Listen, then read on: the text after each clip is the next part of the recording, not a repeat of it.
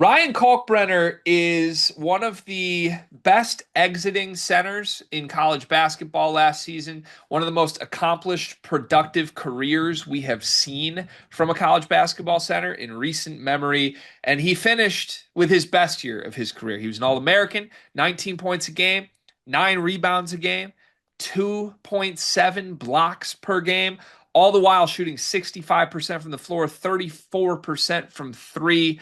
He really at times was unstoppable on both ends last year. Offensively, he got better and better and better. Defensively, he's always been elite. And it's going to be interesting to see how this applies to the NBA level for Ryan Kalkbrenner. I think there's a world where he is an important piece for a franchise long term.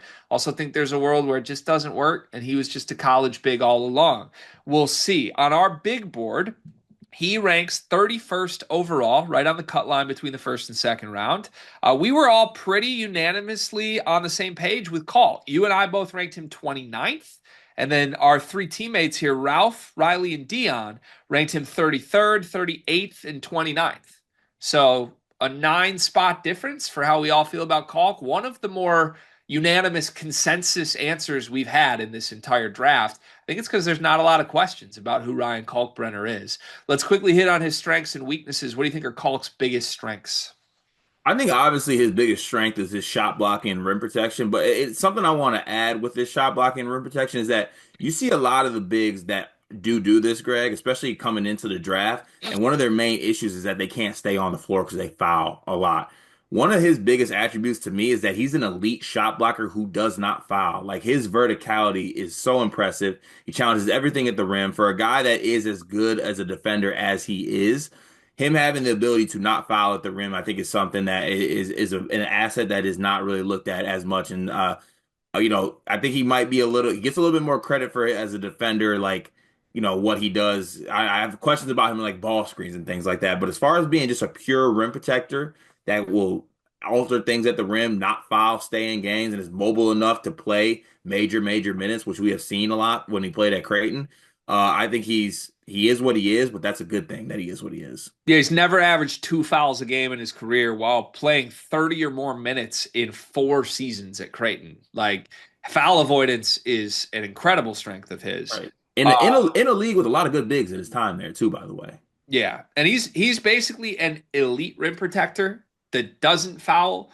I would add he's a great free throw shooter, career 71% from the line, but he had seasons on high volume where he shot 80% from the line, 74% from the line. You don't have to worry about him going to the line. Teams are never going to hack him intentionally to get him there, and he's just super efficient. He doesn't really take shots that don't go in. His lowest field goal percentage of his career was 64%. Even as he started taking more shots and doing more post isolation stuff. So I think there's absolutely a world where this works. And if he wasn't already extremely old, I think we would be talking about this guy as pretty much a guaranteed first round pick. The weaknesses start right there. He's old. Played 5 years in college, played 169 games. There are a lot of miles on Ryan Kalkbrenner already. And I think there's a lot of teams, like you look at Man, who's going to go in the lottery. 5 years younger than Kalk that can do kind of some similar things prototype wise. I think that's holding Kalk back in the eyes of GMs quite a bit. Yeah, age, a lot of miles. Obviously had some foot troubles too at Creighton. Those are always scary with big men of his size.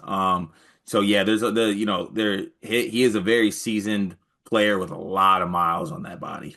Are you going to say the weakness that from time to time we would talk about on our channel during his college career? Which one? Well, either one. You can say whatever. There's a couple that come to mind for me. Not dunking the ball? It's a little bit soft You said Clark, you think Clark's soft? for how big and how good he is. And I mean, he blocks everything. He shies from physicality a little bit, even at the college level. And that scares me for what happens when he's going up against Joel Embiid. Yeah, I like to use the T word for that more than the soft word. What's the T word? Tentative. Yeah, I don't think you want your center to be tentative if you're an NBA player, though. You don't. NBA GM. So You don't. there. So I just mentally, this is probably unfair to project on him, but I'm just going to add it. I think it's a part of him. I don't think he has the most self belief ever, and maybe I'm projecting, but this is a kid who basically without question came back to Creighton. He started 131 games at Creighton, played his fifth year at Creighton. He was great at Creighton, but he never seemed all that interested or serious about like I should go to the NBA before this. I think if he tried to leave like 2 years ago, he might have been a first round pick. And it just feels like one of those kids who's been perfectly content to like sit in his comfort zone and not challenge himself. And maybe that's unfair, but it maps with the way he plays sometimes, where it's kind of like, why is he shying away from the moment? Go be Ryan Kalkbrenner. And I wonder how that's going to work against the very best of the best in the league. Let's get to our categories here. Give me one word to describe Ryan Kalkbrenner. Anchor. Anchor. Like I think that he anchors a defense. He sets the tone. He challenges everything at the rim. He does not foul. He's someone that you could put back there and you can feel good about that you have someone behind you that will be able to protect the rim. I was hoping I could go first and you could go second here because my word is long, and I thought your word could be pause. It would have been. Yeah. He is like just very long though, right? Yeah. Like Pause. the man's incredibly long. Good length. He's absurdly long. Is he more likely to hit his floor or his ceiling in the NBA? I said floor. I had a hard time picking ceiling for any of the guys that are able to rent cars.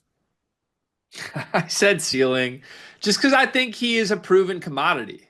And maybe there isn't that much difference between his ceiling or floor because like they're both similar.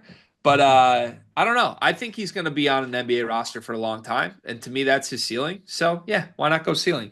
Best team fit? You can tell me he goes anywhere here in the draft. What team would you like to see him on? I said the Suns.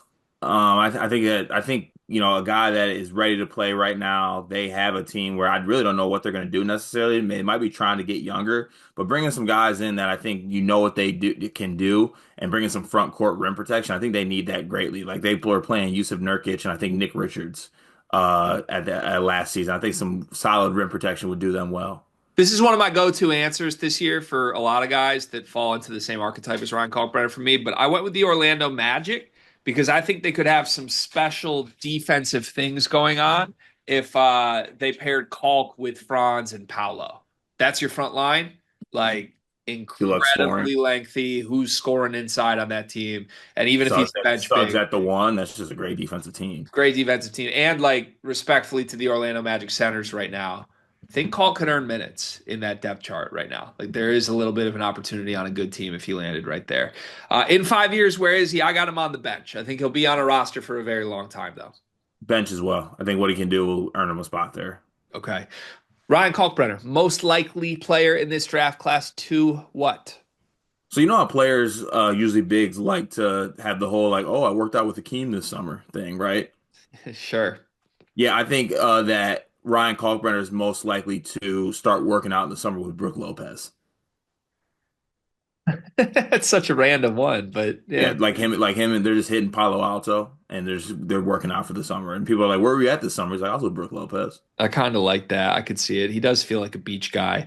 I said a nice one here, very complimentary. I think he's most likely to lead the entire NBA in field goal percentage at the end of a season. Oh wow, I mean, he's been a career 65% from the floor guy. He's probably only going to take like uncontested dunks and layups in the league. There's a world where he plays 12 minutes a game, 71% from the floor, and that's his championship every single year. Let's get to our comparisons.